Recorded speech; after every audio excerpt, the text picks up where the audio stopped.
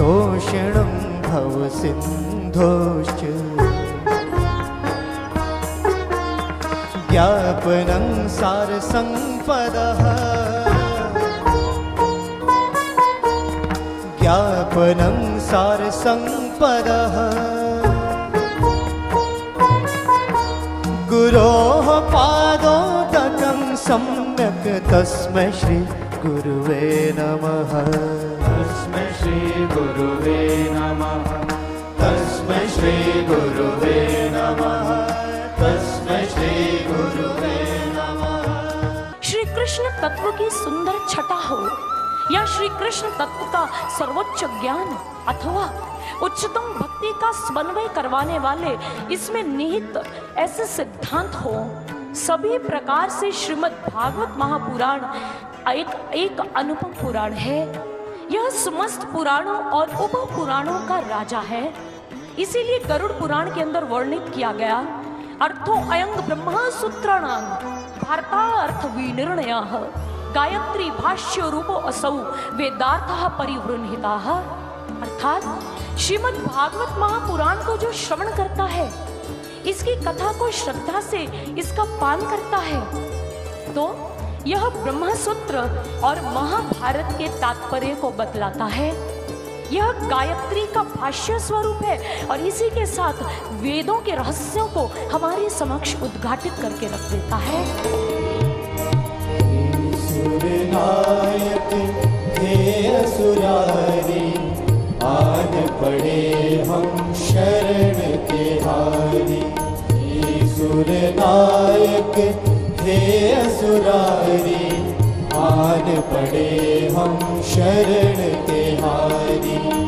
विनती की मोरी एक राखियो विनती की मोरी एक राखियो।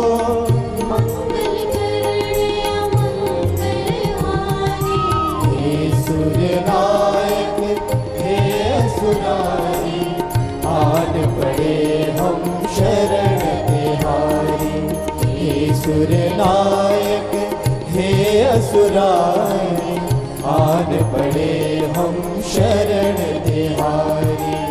वह बेला भी आ गई जब प्रभु का आगमन धरती पर होना था। वो बेला क्या थी? श्रावण मास और अष्टमी की अर्धरात्रि का समय। श्रावण मास कृष्ण पक्ष की अष्टमी की अर्धरात्रि को प्रभु वसुदेव जी और माँ देवकी के माध्यम से वो उस कारागार में अवतार लेते हैं। जैसे प्रभु ने अवतार लिया, उन्होंने वसुदेव जी को समझा दिया, मुझे यथाशीघ्र ले जाइए पिताश्री, नहीं तो कंस मामा की दृष्टि पड़ जाएगी, मुझे नंद जी के यहाँ छोड़ाइए। और वसुदेव जी ने जैसे इस दिव्य स्वप्न को देखा, आंखें खोली तो पाया देवकी के समीप एक बालक खेल रहा था।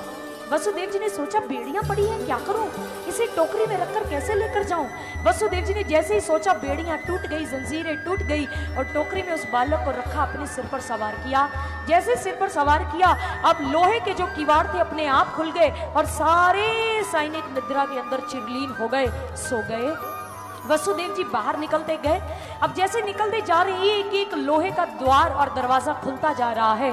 प्रभु ने सीख दी, यदि तुम भी मुझे अपने जीवन में सिर पर धारण करोगे, प्रथम स्थान दोगे, प्राथमिकता दोगे, तो जिस प्रकार से ये लोहे की बेड़ियां और द्वार खुले हैं, तुम्हारी भी माया की बेड़ियां मैं तोड़ दूंगा और तुम्हारे लिए मुक्ति के द्वार खोल दूंगा। बस मुझे अपने सिर पर धारण करके चलो। नाचे गोपियां ग्वाले नाचे, नाचे गोपियां ग्वाले नाचे, ओ नाचे गोपियां ग्वाले नाचे, नाचे गोपियां ग्वाले नाचे, नाचे सब ब्रज वाले नाचे, नाचे सब ब्रज वाले नाचे, हाय नाचे सब ब्रज वाले नाचे, हाँ नाचे सब ब्रज वाले नाचे। नंद बाबा भी नाच रहे हैं, हो नंद बाबा भी नाच रहे हैं, नंद बाबा भी नाच रहे हैं, तुम भी नाचो भैया भैया रे बाजे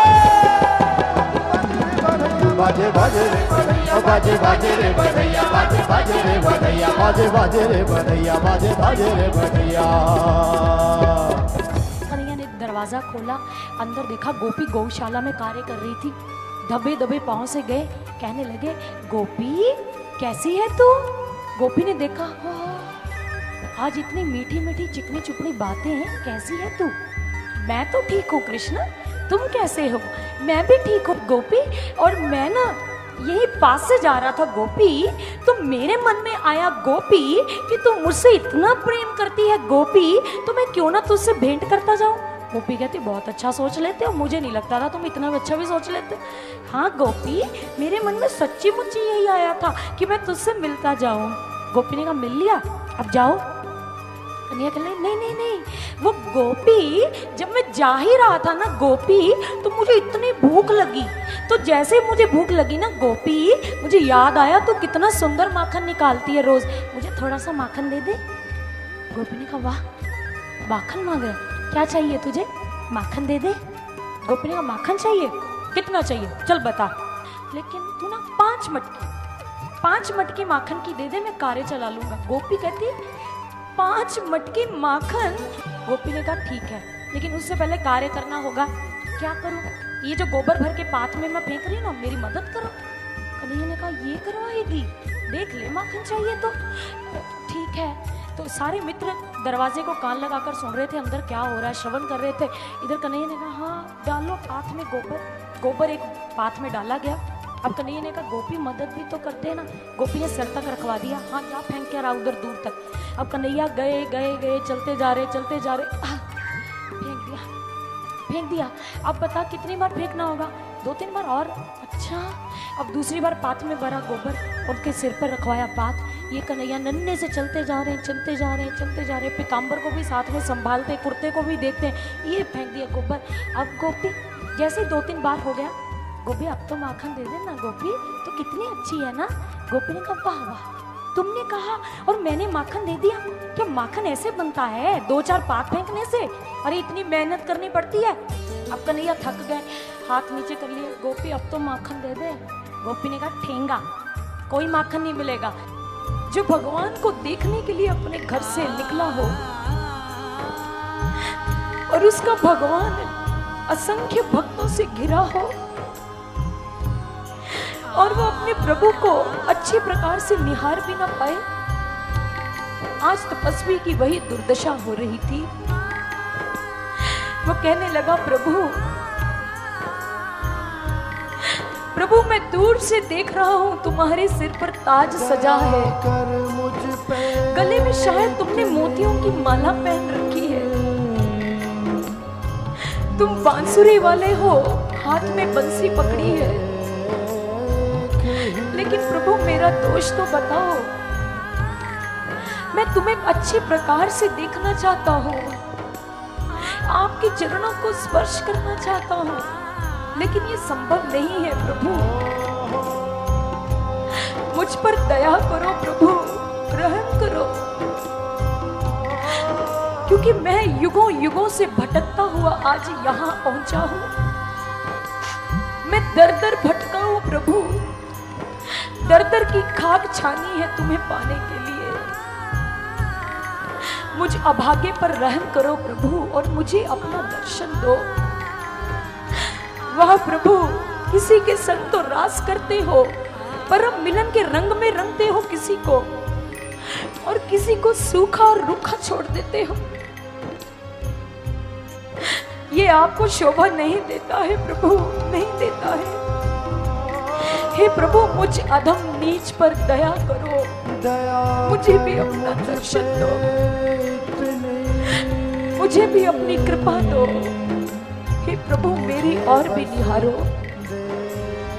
बहुत थक गया हूँ, कई दर फिरा हूँ, मिला चैन जब ना यहाँ आ गया हूँ। बहुत थक गया हूँ, कई दर फिरा हूँ, मिला चैन जब ना यहाँ आ गया।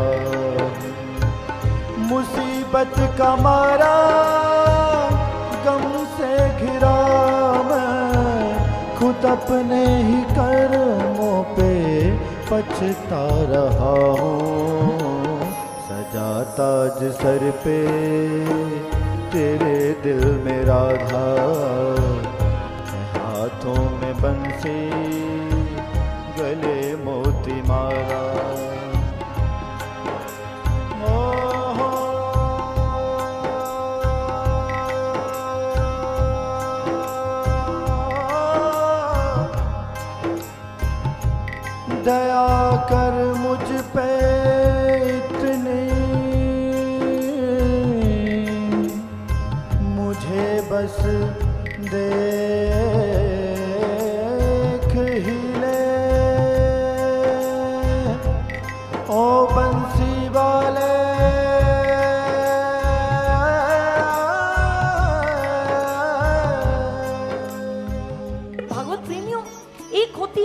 शक्ति और एक होती है विवेक शक्ति।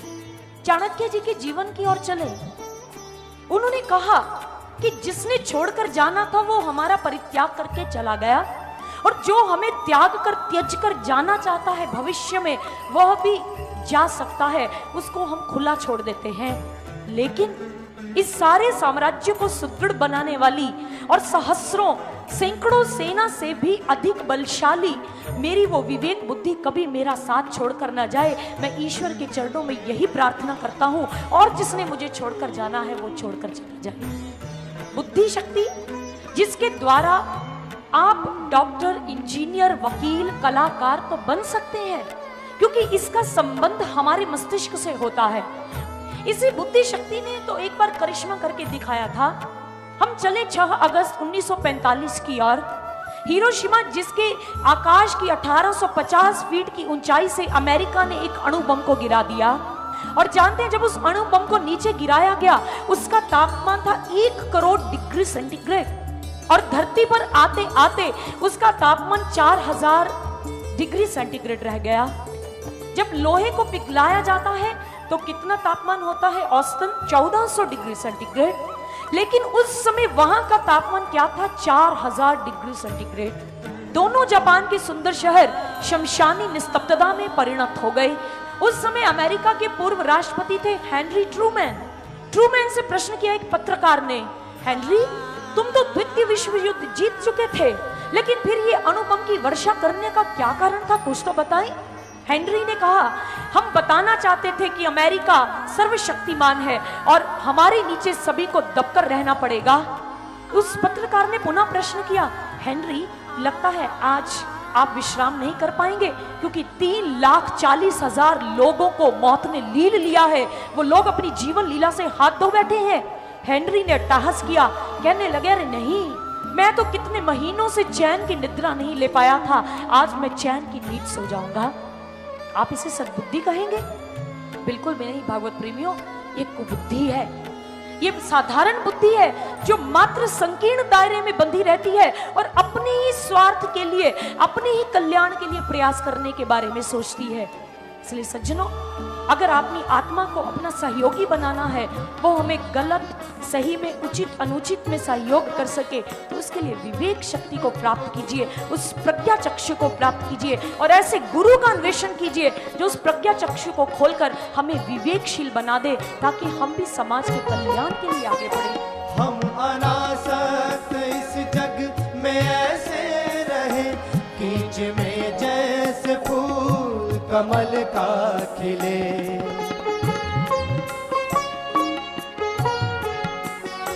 जन्म और मृत्यु से मुक्त हो जाएंगे, तेरे चरणों में जब हो अपना विलय।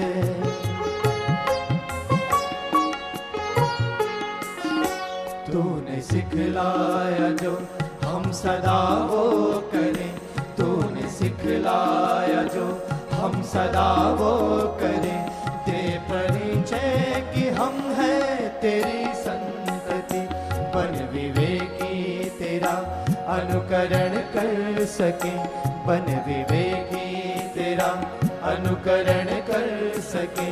हो अगर तेरी अनुकंपा जगत